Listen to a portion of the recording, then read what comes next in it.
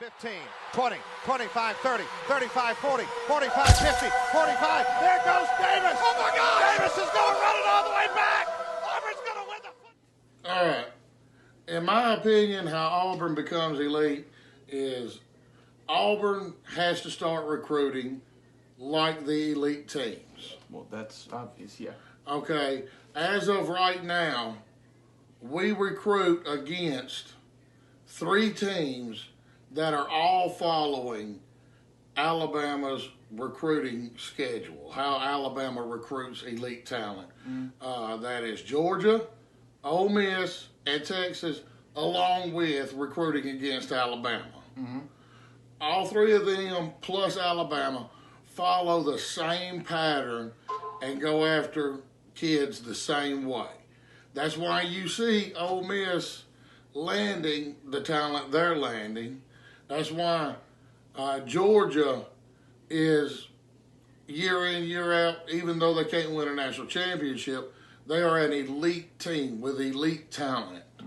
And Texas has been picking it up under Sarkisian.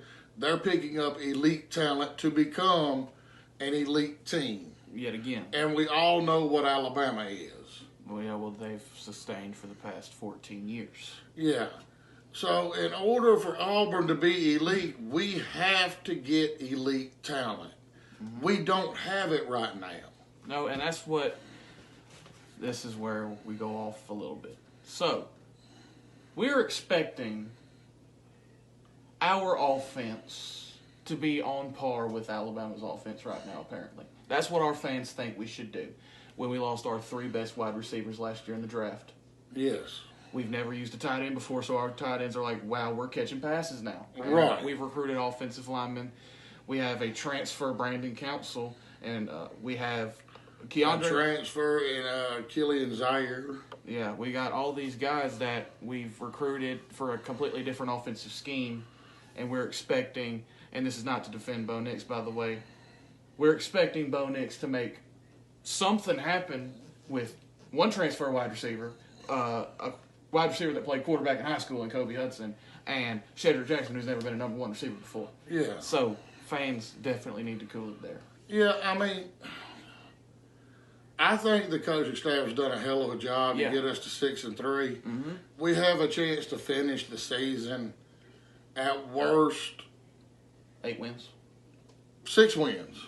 Well, that's they I could wet the bed and lose the next 3, but at worst 6 wins, at best 9. Yeah, that's what I'm saying. You know, a 9-win season in the first year, that's pretty fucking incredible. And Nick Saban only won 7 his first year. And And it that took was the bowl game. Yeah, that was including the bowl game. So it's just we need to calm it down. Now, as far as recruiting goes, we've been terrible. That's what this video's about. Yeah. And we got to pick it up. We're now basically out on our top receiver target, basically. Well, I don't know if we're out, but I did read that Oregon lost a few receiver commits. Yeah, it's just a bad break for us. So he shot to number 1 on their board. Me personally, I wouldn't like to know that I was in their backyard and I wasn't their number 1 priority. Yeah, but you got to think about it. He grew up wanting to go there, so basically them offering him is him getting his chance to be that guy. Kind of like Greg McElroy with Alabama. Like, he knew he was not ahead of Tebow on their recruiting list, but he got the offer since Tebow went to Florida, so he took it. Yeah, and I understand that, but I mean, I don't know. For me, I don't know. It just... You hold grudges apparently more than some of these kids do. I do. But, I mean, you got to look at the players we're in on. Malik Agbo, offensive tackle out of Washington State. He's elite. He's a 4-star. He's got tons of offers. I mean, he's just a beast. Austin Osbury, we're in on him. He's a commit to because LSU. No, well, I don't think he's committed. I think he's being recruited by them. But we're in on him because he loves Trevon Reed and Zach Etheridge. Yeah, I'm trying to make sure that this isn't the same guy. Is he the one that said if LSU's DB. No, that was the commit they already have. He's further down the list. My bad. I know he's on the list. Yeah, but this kid said he talks to Derek Mason Harsin almost daily. We got Darius Clemens. That's the kid we were just talking about out of Oregon. We still have a chance. Yeah. Hopefully it kind of plays in there, that the home school would rather take talent from California than pick up the big number one player in their state. Yep. Hopefully. Curtis Perry. I think he's an Alabama lean. Very hard. But we're still in on him. Yeah, Curtis Perry, he's a very good player. Very, very good player. Riley Quick is committed right now to play baseball in Alabama. I think we're telling him he can play both sports here. No, I think that he said that it would be solely football if he came to Auburn. Oh, okay. This right here, this kid is the one you're talking about. Jadarian Rhyme. Yeah. This is a big-time corner. He is. I need to shave. I do too. If LSU keeps their DB coach, he's staying, which I can understand. I can understand that. Keontae Scott of Snow College in Utah, we're in on him. There's a lot. The longer the season went along, his name started building up steam and rolling with a lot of other colleges. So there's Antonio Williams. I don't know. This kid is not talking to anybody. Yeah, but I don't know where we stand with him. Keith Niebuhr said that he was our top receiver recruit right now, the guy that we're going the hardest after, I believe, and I think he will be huge for us. He's perfect for the Auburn system that we run. He is not talking to anybody, and Georgia has threw their name in the hat. Yeah, and I think he'll have a good way to come in because we're losing our primary Z receiver, Demetrius Robertson, this year to either the draft or wherever he goes. Yeah. So he'll have a chance to step into that role as our primary Z receiver next year since we're losing one of the better receivers on our team. He's been incredibly disappointing to me. But yeah. Antavius Woody. I think we got him. Defensive tackle, offensive guard. No, he's solely defense if he comes here. Well, I mean, I'm just reading off what it's wrote here. Yeah, but he said defense. That's the only thing that he's torn on, I think. Yeah. It's whatever position he wants to play. And Robert Woodyard is an Alabama commit, but we have really sunk our claws in him, and he's looking at Auburn really hard. I think it's this weekend or this past weekend. He was at Tuscaloosa. Yeah, it sucks that we haven't been able to really see him. I believe he tore his meniscus, so he's been out for a while now. Yeah, but he's a big time, high 4-star recruit. Yeah, I mean, if we can get a little under half of these guys, I think our recruiting class would be in a good spot. Right. Especially this guy. And Hutchinson Community College. Yeah, Marquise Gilbert's the safety out of Hutchinson Community College. They just beat a team like 77-0 the other day. It would be a very big get to pick him up, just simply because you can never have enough DB depth. Yeah, and he is a very good player. Yeah, he's been very good. He's one of the better community college prospects. As far as what we've seen, and with our safety room being very thin, by Darius Knight's gone next year. Ladarius Tennyson's been playing very well. He was one of the best players on the field yesterday. And Zion Puckett, I believe, is staying, but Smoke's gone. Yeah, Smoke has to leave, I think. He's a senior. Yeah. Yeah, so getting some safety depth would be great. But the bare minimum is we got to get some commits, man. We're like 34th right now. But and we got to get the elite players. Mm-hmm. We can't stay recruiting, 10, 11 4-stars and 10 or 11 3-stars. You have to start getting into the 1, 2, or 3 5-stars then the 10 or 12 4-stars and what's left over, Yeah. high 3-stars. Well, I don't expect that this year. Like, No, I don't either. but just start chiseling at them. Yeah. Chiseling at them. Losing Drake Bowen, which I believe it was mainly between us and Notre Dame, because I really thought we had a legitimate shot because he said he'd come here to play baseball too. So that was a big thing, I thought, for him. From what I know, we were close in on him, so that's good. But he's next year's class. Yeah, but I don't think we're going to slow down recruiting him. No, I don't. But Coach Harson's first year, and I'm comparing him to a couple other high-level SEC coaches when they were there. His first class was 19th. That wasn't bad at all. Top 20 in your first year is not bad at all. Gene Chizik was outside of the top 20, his first recruiting class at Auburn. But Les Miles, I think this is a very similar comparison as far as coaching goes. Yeah. An offensive guy who came from Oklahoma State was a Big 12 school, but, Yeah. It's still a big school. yeah. Les Miles, his first recruiting class, he was 14th. It's not bad, especially since they have had a big-time tradition in college football. But the second year... Nick Saban left him a list. Yeah. Nick left, and he just kind of stepped in and kept it going. Yeah, he left the cupboard full. But his first recruiting class was 14th, but the next year he went all the way up to 8th. We're a far way from 8th right now. Yeah. Like a bunch away from 8th, but that's what I was talking about. He had no 5-stars in that class, and he was top 10 in the country. Yeah. That was a very good recruiting class.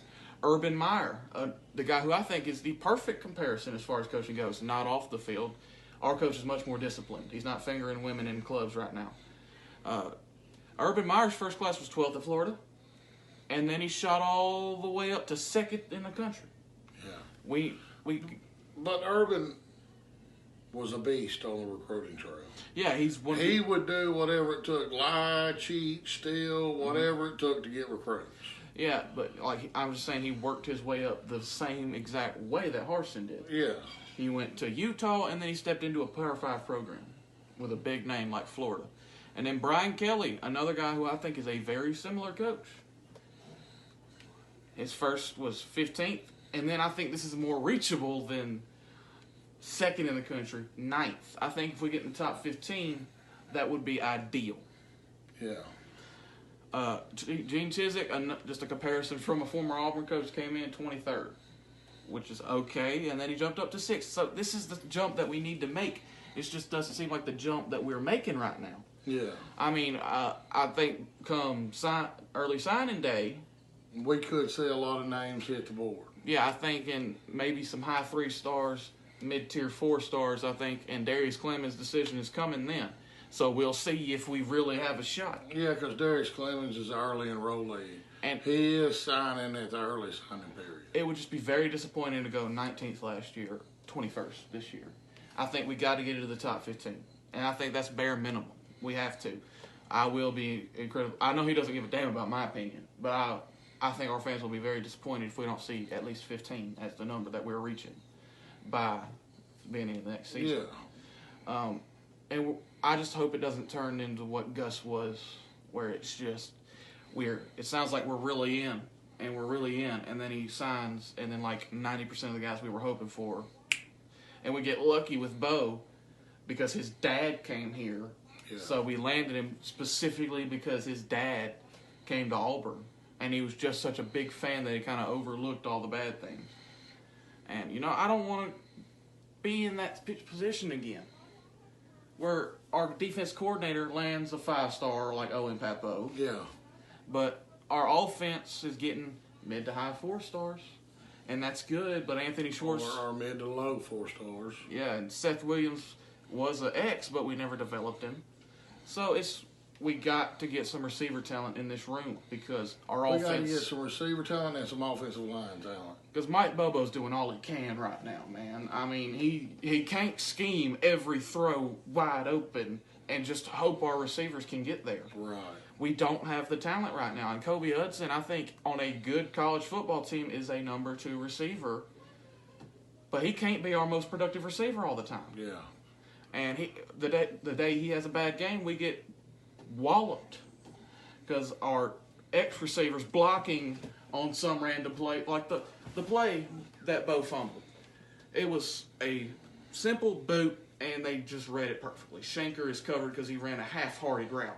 And Bo's rolling out, and he can't throw it because his receiver's blocking. So, I mean, he's got to try to tuck and fall, and he can't. So then it's a scoop and score. Momentum's going just like that. So, I mean, if we can get one of them, Antonio Williams, Darius Clemens, we got Omari Kelly, so that's really good. He's a monster.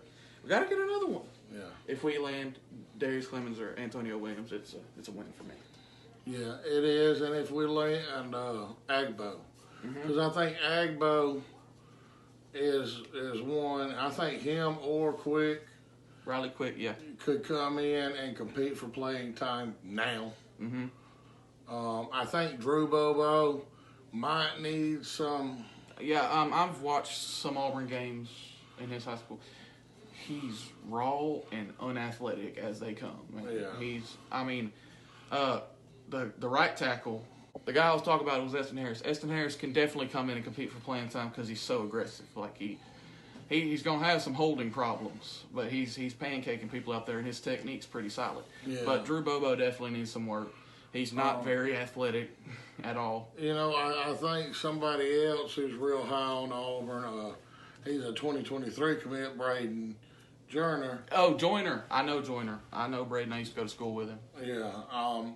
I think he's big, he's physical, he's a monster. Yeah, he kicked my butt. I think he will come in and immediately battle for time on the inside. He started at left tackle his freshman year on a state championship Oxford high school football team. Yeah. He is one of the most physical humans you'll ever meet. He also plays D-line there. He's going to come in. If we get him, and I think these are the guys we should get, Auburn high school guys. Yeah. They are at home. His mom moved him out here. It'd be kind of a pain to move again, but I think we're going to get him based off what I've heard, and I think he will definitely come in and get playing time. He's that talented, he's that big, he's that physical.